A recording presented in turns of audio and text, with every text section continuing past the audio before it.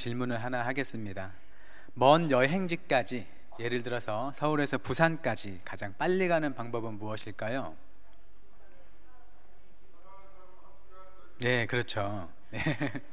영국의 한 신문사가 영국의 끝에 있는 지역에서 영국의 수도 런던까지 가장 빠르게 가는 방법을 제시하는 사람에게 1,000만 파운드의 상금을 주겠다라고 공모를 했다고 합니다.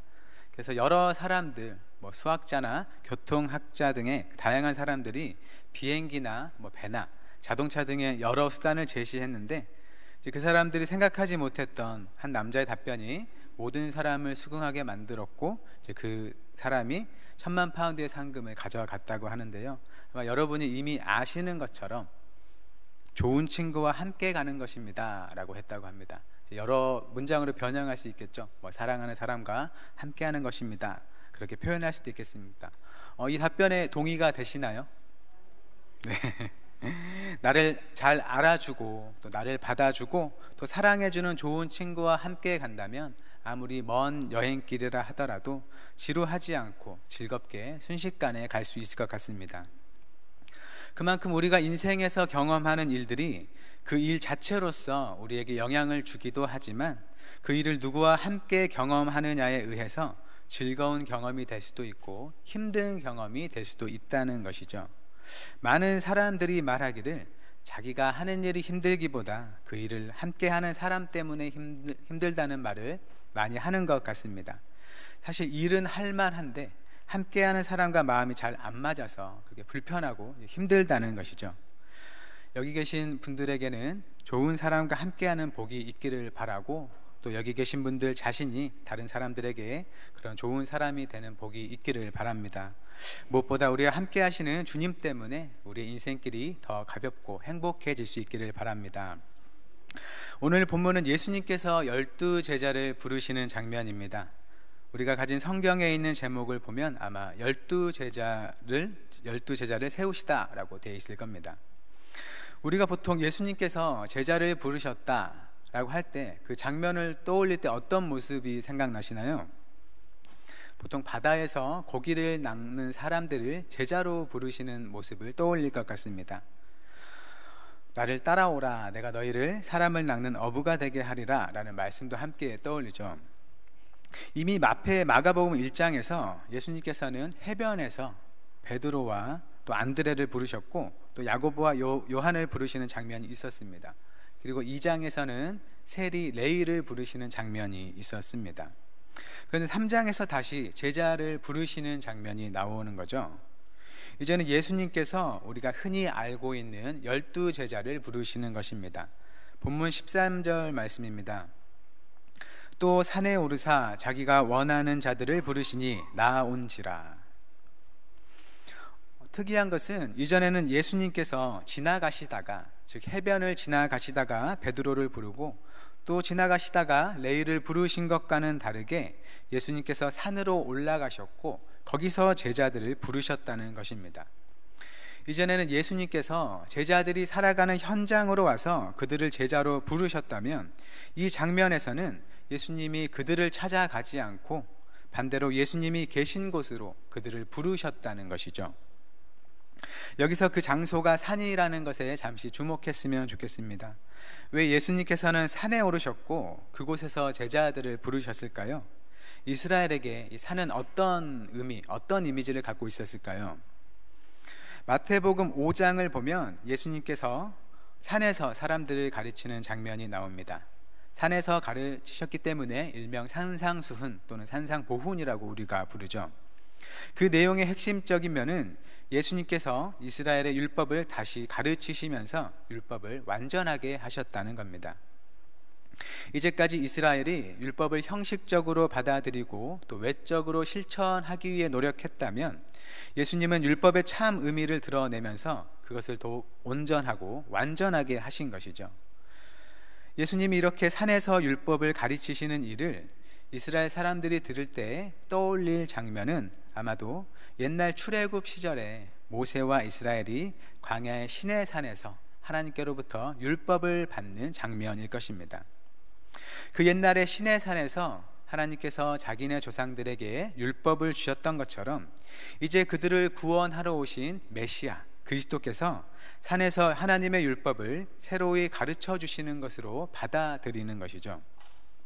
그렇게 이스라엘에게 산이란 이스라엘이 하나님과 만났던 그 산, 이스라엘은 하나님의 백성이 되고 하나님은 이스라엘의 하나님이 되기로 언약을 맺었던 그 산을 떠올리게 합니다.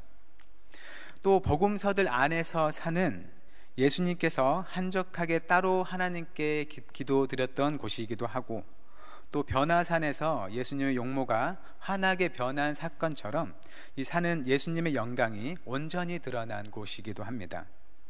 즉 여기서 산은 우리가 살아가는 일상과는 다른 자리, 하나님과 만나는 자리, 또 하나님을 예배하는 자리라고 표현할 수 있겠습니다. 예수님께서 산으로 오르셨고 거기서 몇몇의 제자가 아니라 온전한 이스라엘 12지파를 상징하는 그 12제자를 부르셨다는 것은 사실 그분이 부르는 자는 누구이건 그 자리로 부르신다는 것을 의미하는 것으로 보입니다. 즉 예수님께서는 한편으로 우리가 살아가는 우리 삶의 자리에 친히 오셔서 우리를 만나고 부르시기도 하지만, 또 동시에 다른 한편으로는 우리를 만나는 곳, 우리의 일상과는 다른 하나님이 계신 자리로 우리를 부르신다는 것입니다. 예수님이 각 제자의 삶의 자리에 친히 가셔서 그들을 부르신 것처럼 이제 제자들도 예수님의 부르심을 듣고 예수님이 계신 곳 산으로 나오는 것을 볼 수 있습니다. 이렇게 예수님께서 12제자를 부르신 이유가 무엇이었나요? 본문 14절과 15절입니다. 이에 12를 세우셨으니 이는 자기와 함께 있게 하시고 또 보내사 전도도 하며 귀신을 내쫓는 권능도 가지게 하려 하심이러라.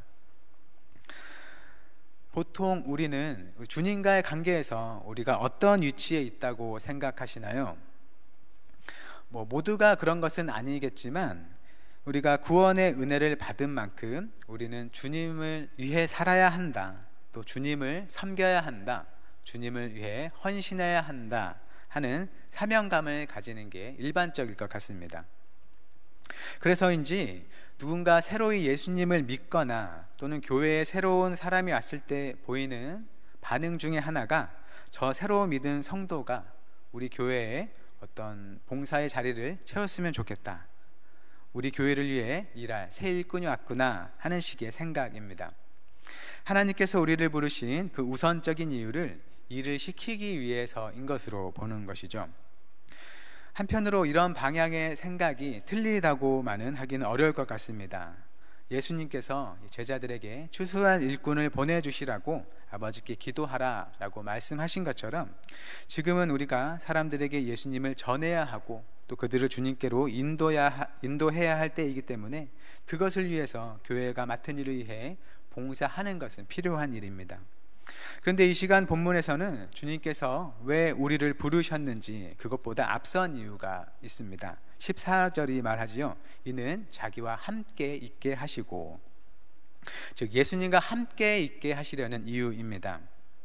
주님께서 우리를 부르시고 그리고 우리에게 먼저 원하시는 것은 주님을 위해 일하고 섬기는 것보다 그 섬김을 받는 주님과 함께하고 경험하면서 그분을 누리고 그리고 그분이 누구인지를 아는 것입니다. 바로 이 지점에서 제자들이 예수님이 계신 산으로 나아왔고 그분과 함께 한다는 것의 의미를 볼 수 있겠습니다. 우리의 자리에서 함께 하는 것이 아니라 그분의 자리에서 함께 한다는 것에 우리가 생각할 수 있는 의미가 있다는 것이죠. 바로 산에 계신 예수님과의 이 함께함은 우리의 일상과는 다른, 세상과는 구별된 하나님의 자리에서의 함께함이라는 것입니다. 하나님의 은혜 가운데 우리를 만나주시는 자리이고 하나님과 사람의 원래 관계가 회복된 그런 함께함이라고 볼 수 있겠습니다. 그 옛날 아담이 하나님과 함께했던 그 에덴의 경험이라고 볼 수 있고, 또 출애굽한 백성이 광야에서 성막의 충만함으로 임하시는 하나님을 만나는 경험이라고도 할 수 있습니다. 우리의 고되고 또 서글픈 현실에서의 만남이 아니라 참되고 영광스러운 자리에서의 하나님과의 만남이라는 것이죠. 어떤 자리가 우리에게 이런 자리가 될 수 있을까요? 한 가지로 얘기할 수는 없겠지만 하나를 말하자면 예배의 자리이겠습니다. 물론 우리가 지금 이렇게 예배라는 이름으로 모여 있습니다. 하지만 예배라고 불리는 그 모든 자리가 무조건적으로 우리가 하나님을 만나는 자리다라고 얘기하기는 어려울 것 같습니다. 다만 확실히 말할 수 있는 것은 우리의 예배의 자리는 하늘의 하나님과 만나는 자리가 되어야 한다는 것이죠. 하늘의 하나님의 그 사랑과 용서와 회복과 새롭게 하심을 경험하는 자리여야 한다는 것입니다. 안타까운 것은 그렇게 은혜로운 하늘의 경험이어야 하는 예배가 매우 자주 지겨운 자리, 재미없는 자리로 경험된다는 것이죠. 이것은 단지 오랜 신앙 경력을 가진 사람만의 문제는 아닐 것 같습니다. 제가 신학교를 다닐 적에 한 교수님이 채플 시간에 그 설교 중에 이런 얘기를 들려주셨습니다. 그분에게 딸이 한 명이 있는데 딸이 이 교수님께 이렇게 질문했다는 것이죠.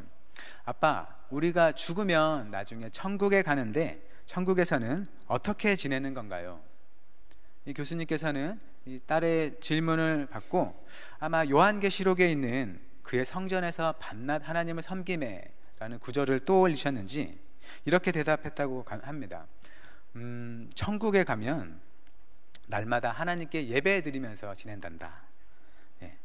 그랬더니 그 아이가 그 대답을 들은 이후부터는 지옥에 관심을 가지더라 라고 이렇게 우스개처럼 얘기를 하셨습니다.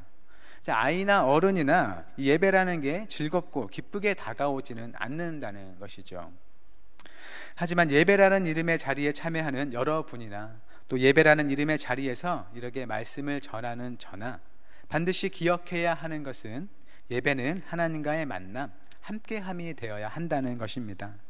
주님을 사모하는 자리여야 하고 또 주님께서 함께 하심이 우리의 찬양과 기도와 말씀 속에서 드러나야 하고 이 세상에 눈을 두고 살았던 우리가 다시 하나님 나라를 바라보는 그런 곳이 되어야 한다는 것입니다.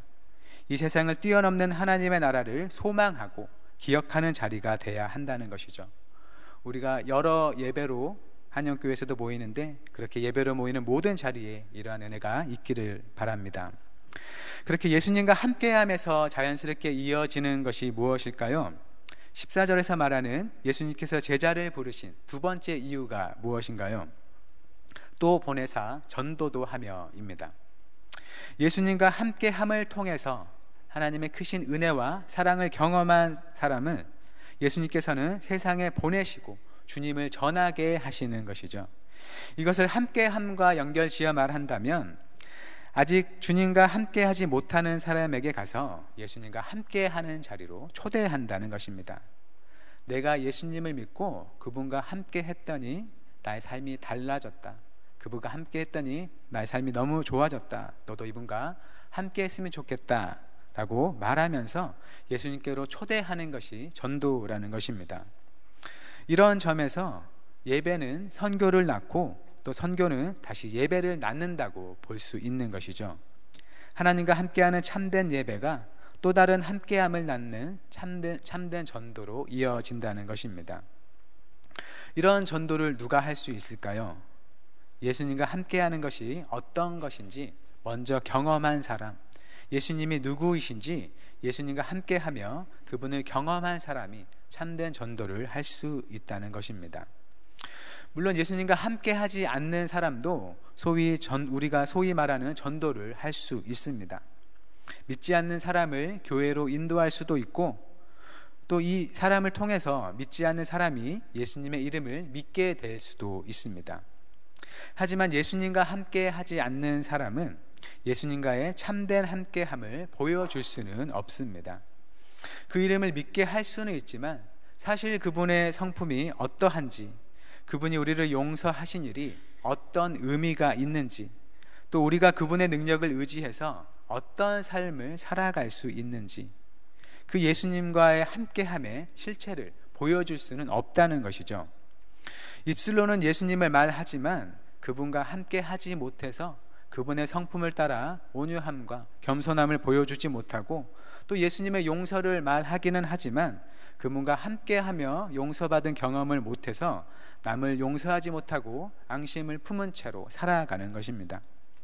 예수님의 이름에 구원이 있다고 말하고 또 믿는다고 고백하지만 그저 죽고 나서 가는 천국으로만 생각하면서 지금 우리 안에 계신 성령께서 구원의 은혜를 베푸시는 걸 경험하지 못하고, 그래서 그것으로 만족하지 못하고 이 세상의 것에 마음을 두고 조차 살아가는 것입니다. 우리가 어느샌가 그 자리에 있지는 않은지 살펴보는 게 필요하겠습니다. 우리가 기도 시간을 특별히 가지지 않더라도 사실 식사 기도 때문에라도 하루도 빠지지 않고 말할 그 이름, 예수라는 이름의 그 은혜와 능력을 내가 정말 실제 경험하며 살고 있는지 돌아봐야 한다는 것이죠. 그저 입술의 소리로만 예수님이라는 그 이름을 말하는 것 아닌지 돌아봐야겠습니다. 우리에게는 이 예수님을 믿는다는 믿음의 고백뿐만 아니라 실제로 그 예수님과 늘 함께하는 경험이 필요합니다. 예수님의 은혜, 또 사랑, 용서, 능력, 소망, 이렇게 예수님이 주시는 하늘의 경험을 통해서 우리가 전하고자 하는 그 예수님의 이름과 더불어서 그분의 실제를 전해줄 수 있기를 바랍니다. 진정으로 예수님과 늘 함께함으로 주님을 경험하고 또 알고 그 주님을 전하는 한영교회 성도님들의 삶이 되기를 바랍니다. 이제 예수님께서 제자를 부르신 세 번째 이유가 무엇일까요? 15절입니다. 귀신을 내쫓는 권능도 가지게 하려 하심이러라. 네, 예수님께서 제자를 부르신 이유는 바로 복음서에 종종 나오는 귀신을 내쫓는 것, 축기의 권능을 가지게 하신 겁니다. 이 귀신을 내쫓는 권능을 또다시 함께함이라는 맥락에서 보면 예수님이 믿기 전에 나와 함께했던 그 귀신을 쫓아내고 주님과 함께하는 삶으로 나아가는 것입니다. 우리는 보통 누군가가 예수님을 믿지 않는다고 해서 그 사람이 어떤 특정한 귀신을 믿고 의지하며 산다라고 생각하지는 않을 겁니다. 하지만 성경은 이 예수님을 믿지 않는 사람은 사실상 이 세상의 신에게 사로잡힌 상태, 이 세상 신을 믿고 따르는 것이라고 말합니다. 에베소서 2장 2절은 이렇게 말합니다. 그때 너희는 그 가운데서 행하여 이 세상 풍조를 따르고 공중의 권세 잡은 자를 따랐으니 곧 지금 불순종의 아들들 가운데서 역사하는 영이라. 물론 자기 스스로는 나는 그 누구도 따르지 않고 나의 생각과 내 마음이 하고자 하는 대로 살아갈 뿐이다 라고 말할 수 있습니다. 하지만 성경은 바로 그것을 공중의 권세에 잡은 자를 따르는 것이다 라고 말합니다. 골로새서 1장 13절은 이렇게 말합니다. 그가 우리를 흑암의 권세에서 건져내사 그의 사랑의 아들의 나라로 옮기셨으니. 어떤 사람이 하나님을 믿지 않는다는 것은 하나님을 대적하는 흑암의 권세 아래 있다는 말입니다. 하나님을 믿지도 않으면서 또 흑암의 권세 아래에도 있지 않은 그런 회색지대는 없다는 것이죠. 사람은 하나님의 권세 아래 있거나 또는 이 세상의 권세, 귀신의 권세 아래 있거나 둘 중에 하나라는 것입니다. 그래서 귀신을 쫓아내는 것은 우리가 예수님과 함께 하기 전에 일어나는 과정이다라고도 볼 수 있습니다. 먼저 어떤 사람에게 영향을 미치는 귀신을 쫓아내고 나서 예수님께서 그와 함께 하시는 것이다 라고 볼 수 있는 것이죠. 이러한 점에서 예수님을 전하는 전도 역시 귀신을 쫓아내는 권능이다 라고도 볼 수 있습니다. 믿지 않던 사람이 예수님과 함께 되는 것이 곧 그 사람에게 역사하던 귀신을 쫓아내는 것이기 때문입니다. 실제로 이러한 방식의 생각이 초대교회와 함께 했습니다. 우리가 사도행전을 보면 누군가가 예수님을 믿고 받아들이면 그 자리에서 바로 세례를 주는 장면을 볼 수 있습니다. 그런데 시간이 흘러서 그리스도인들이 큰 박해를 겪는 시절을 거치면서는 세례를 받기 위해서 약 3년의 시간을 준비해야 하는 때도 있었다고 합니다. 아마 믿는 사람의 믿음을 점검하고 또 여러 가지 신학을, 교리를 배워야 하는 이유도 있었고 또 교회를 보호하기 위해서 그랬던 것으로 보입니다. 그때 세례를 받을 세례 예비자가 마지막으로 하는 행위가 바로 축귀, 즉 귀신을 쫓아내는 것이었습니다. 세례를 받는 사람이 세례를 통해서 교회의 한 몸, 교회의 소유가 될 때 이제까지 그 사람에 대해 소유권을 주장했던 이 세상의 권세에게 하나님의 소유권을 선포하고 그것을 쫓아내는 것입니다. 그 과정은 이렇습니다. 세례를 주는 사제가 세례를 받을 사람에게 이렇게 말한다고 합니다. 당신은 사탄과 그의 모든 천사들과 그의 모든 일들과 그가 주는 모든 것들과 그의 모든 교만을 거부합니까? 그러면 세례를 받는 자는 대답합니다. 거부합니다.